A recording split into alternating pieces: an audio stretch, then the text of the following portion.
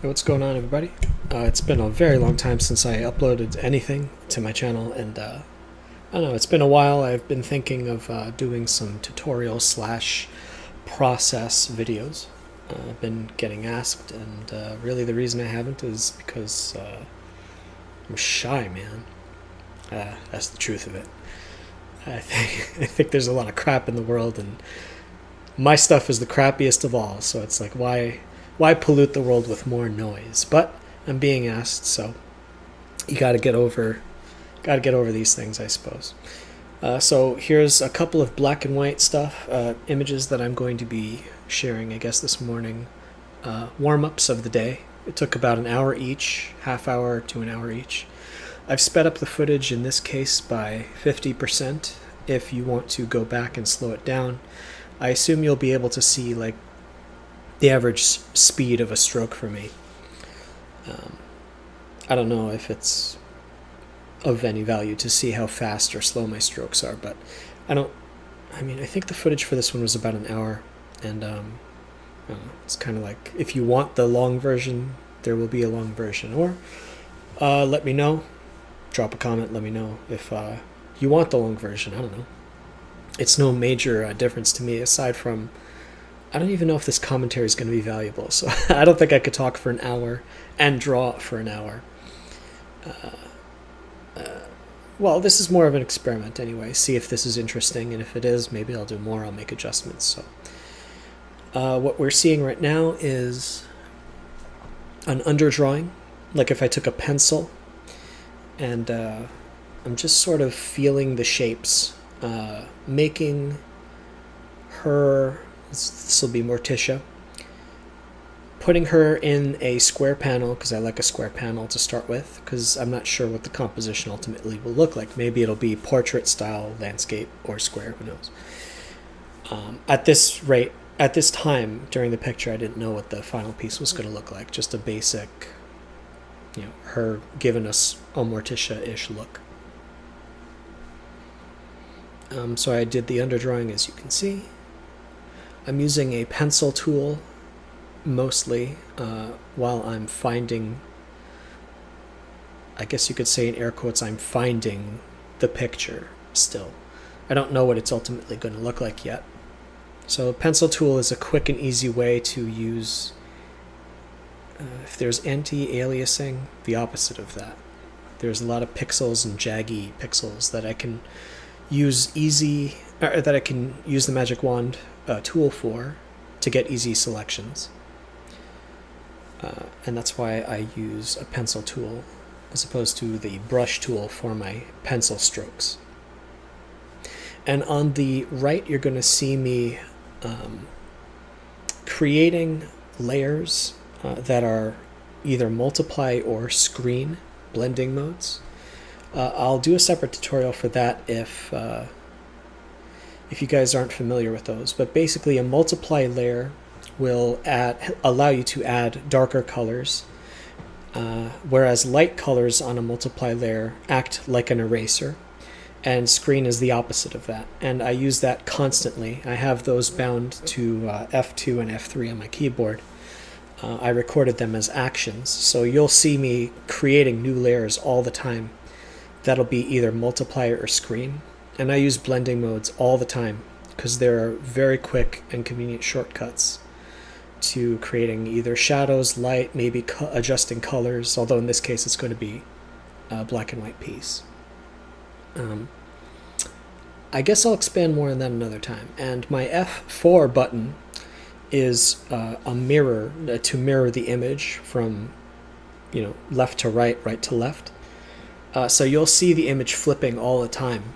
And the reason for that is because, how do I explain?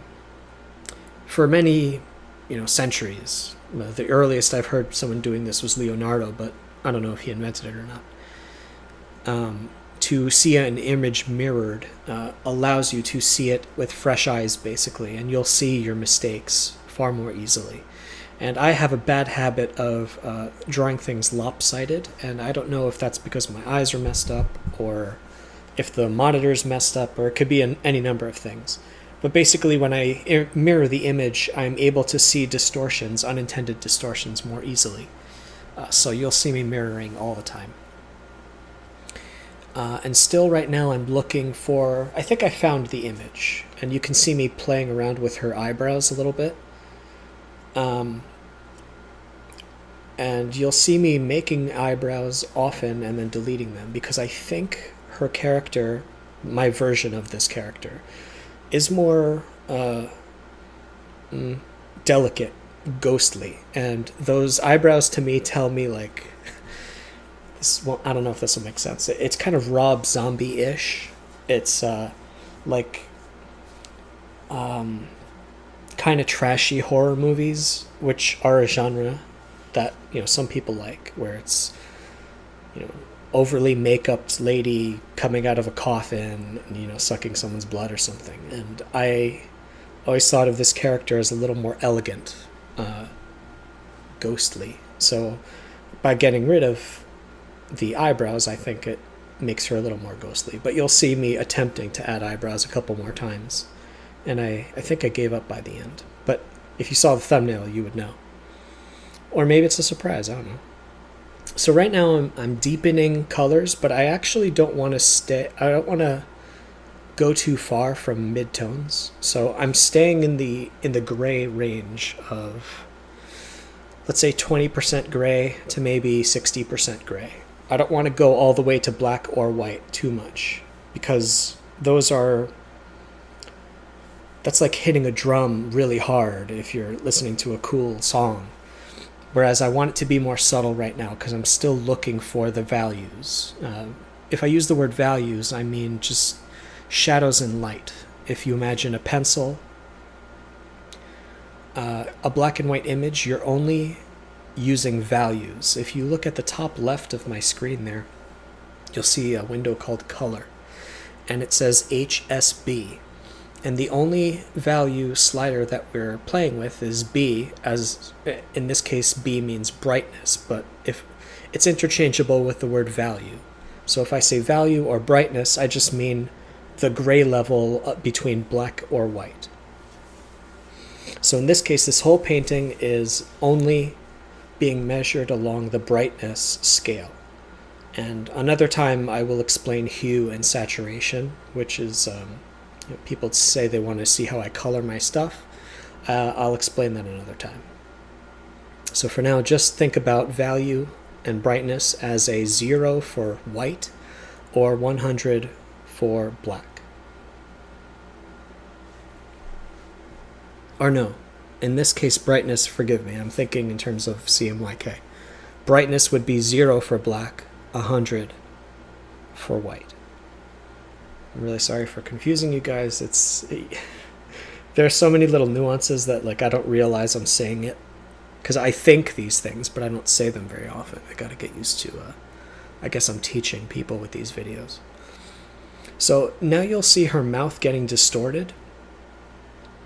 I'm using a tool called the transform tool, Control T, and then on the top there's a little polygonal symbol which allows you to warp the image as if you took a piece of paper and are pulling it with your finger.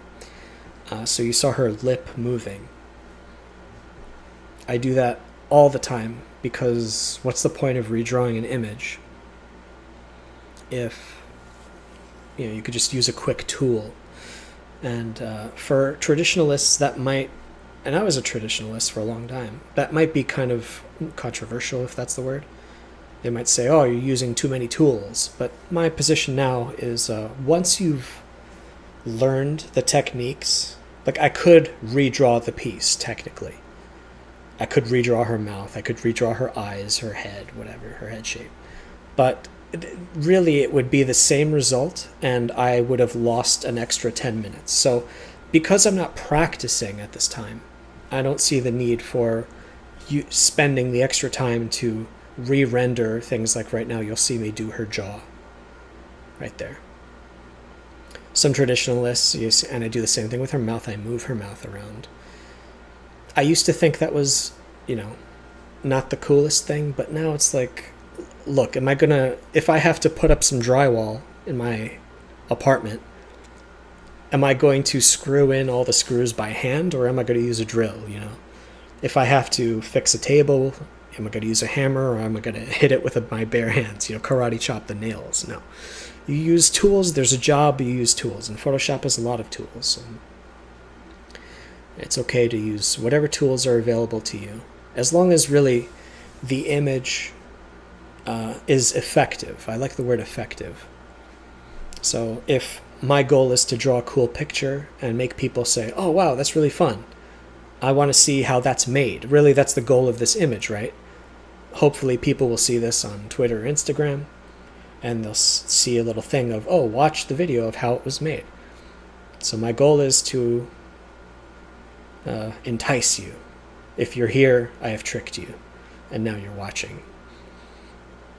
And if you are interested in seeing how I did these things, well, see these little adjustments, little, like, barely millimeter. Again, I'm trying the eyebrows again, and I don't like the eyebrows. Some people may like the eyebrows. You know, it's according to your taste and your mood. I decided no eyebrows. And now her dress is coming together. I like her figure. She's very thin and ghostly, like I was saying. So she'll have a dress. What am I doing here? The eye. Her one eye is a little lower than the other, and I want to make them symmetrical. Symmetry is a big problem for me. So now I'm defining her jaw a little bit more with the pencil tool, and I'm shading. You'll notice I'm shading a lot with a round brush. The difference between the pencil tool and a brush tool is that the brush tool looks smoother and uses anti-aliasing and has way more dynamic settings. The pencil tool specifically is used for line art in my case, but I use it often. But once it's time to paint, I use either the brush tool or the mixer brush, which I guess that would be a separate tutorial. So now I'm adding a little more definition to her lips, and now I'm allowing myself to go into darker tones. Before I was about 20 to 30% dark. Now I'm going into like 70-80% dark, and maybe I'll start using more white. But what I don't want to do is have too much dark contrasting with the lower. Like if we were zooming out, right now her eyes and nose and mouth have the darkest values, and therefore they pull the eye towards them the most. If that's your goal, you know, leave it as is. In my case, I want a more smooth image, so I will not only be, I'm switching between mixer brush and regular brush here. I use the mixer brush for blending mostly. So you see I put down values using a brush, and then mixer brush smooths them out. Like as if you had charcoal and you dragged your finger across a canvas or a piece of paper. Now I'm creating a multiply layer. Sorry if I think I forgot my train of thought a second ago, but this is moving kind of fast.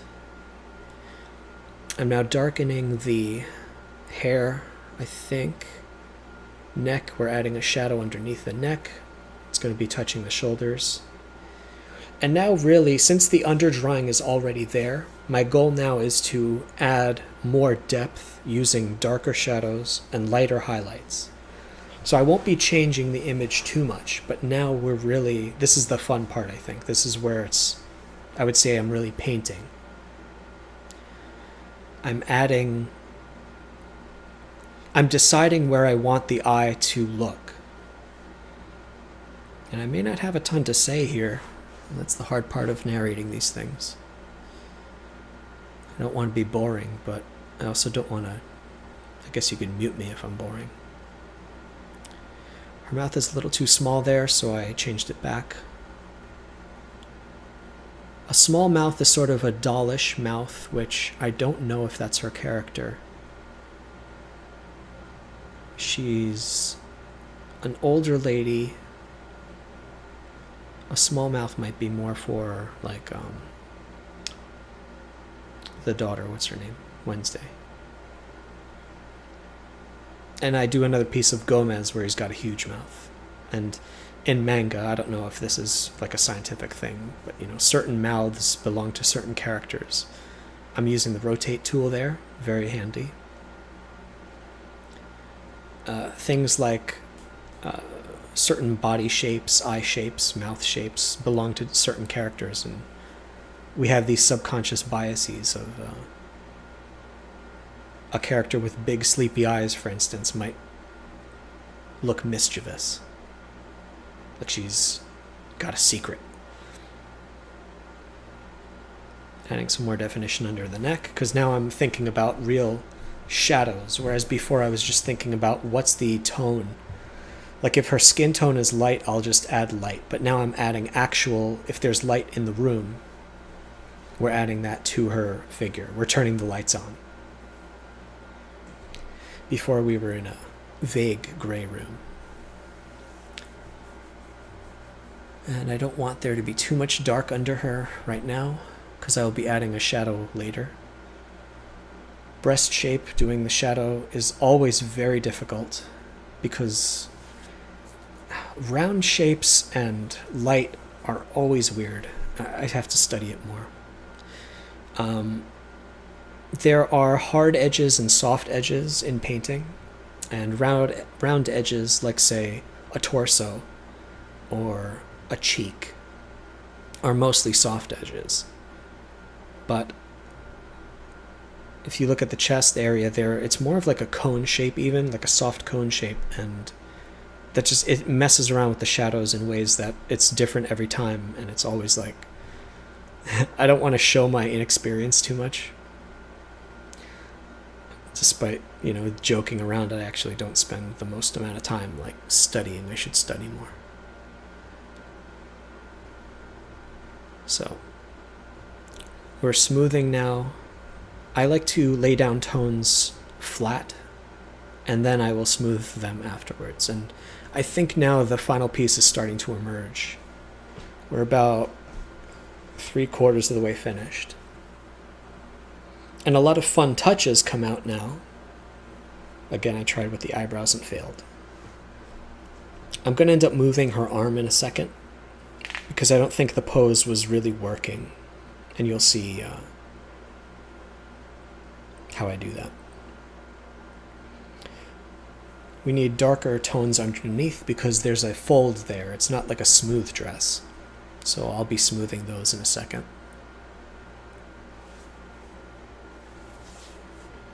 And the dress has a few too many midtones, so I'll be adding darkness to that and the hair as well. And it's a small adjustment, but it has a very dramatic effect. I'm now using a darken blending layer instead of multiply, and maybe someday I'll talk about the differences. But you could try it for yourself and see. Maybe you can guess what the differences are.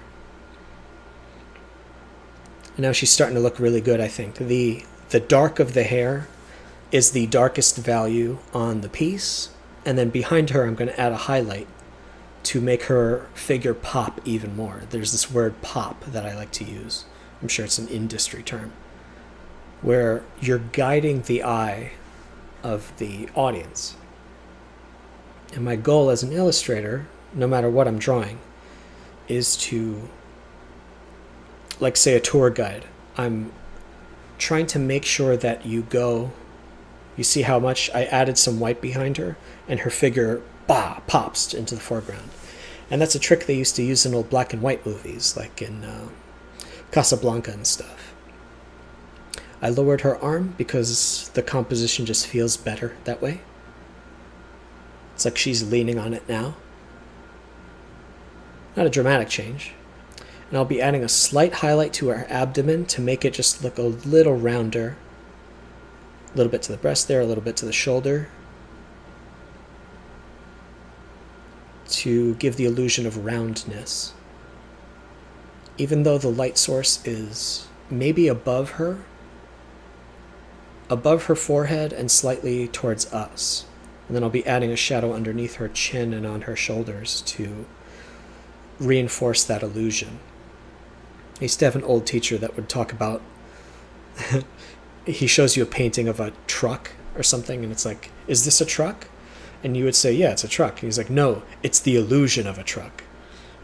And he was kind of like a dork in that way. But years later, I'm thinking, no, he was right. A painting is not a painting. It's just an illusion of something. What you're seeing are pixels, of course. I'm transferring an image from my mind through my hand onto a screen into your brain, and it's an illusion. And if you practice for 10, 20 years, you could do this too, I guess.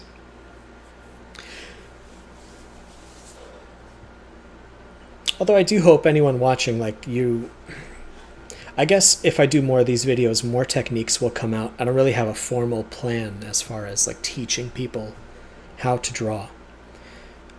My theory being that you actually have to have a pencil in your hand. Watching someone can like get you in the mood, but eventually you're going to have to pick up a pencil or a stylus.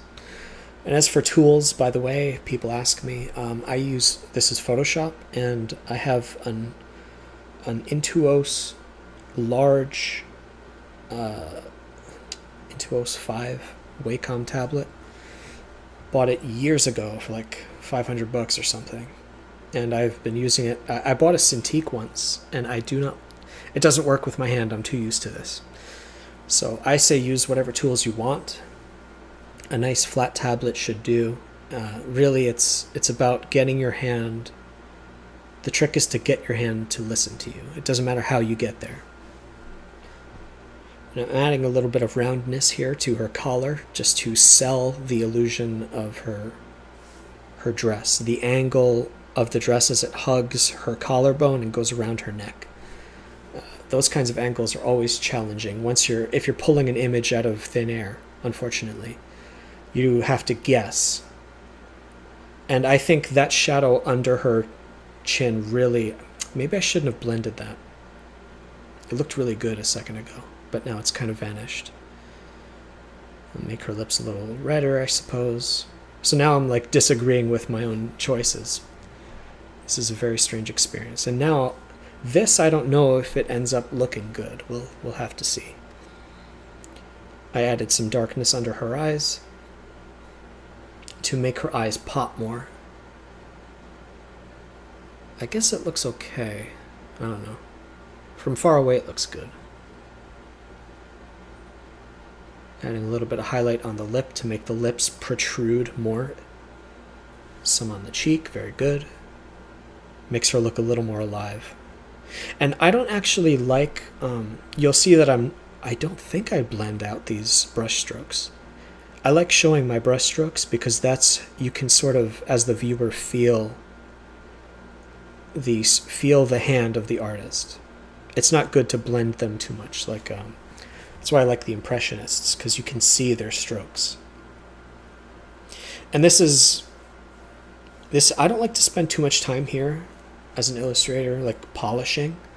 Once the piece is mostly finished, I think it should be left alone. That's just my,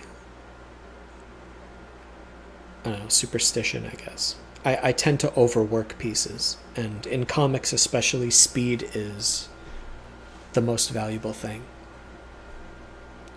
So once the piece is like 90% done, just leave it alone. It's fine.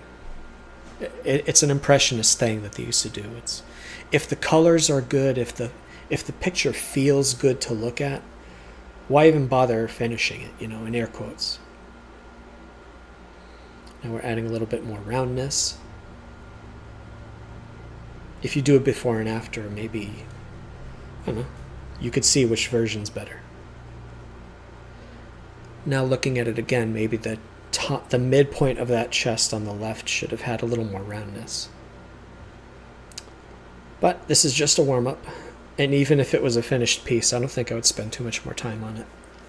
Because who's going to be reading a comic and then see little details like that and say, oh, I'm putting this book down. This guy didn't finish the boob.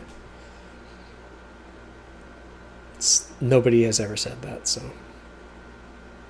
Or rather, if there were such people reading my stuff, I would have to say, I'm sorry, I can't spend time like that. I am lazy. Adding a little more definition to the hair, and it's pretty much done. I think. the piece is not done, right? No piece is ever done. They're only abandoned, as they say. But I think it does what I want it to do. I have set out to make a piece that you go, oh, that's pretty good. And that's how I feel looking at it. It's pretty good.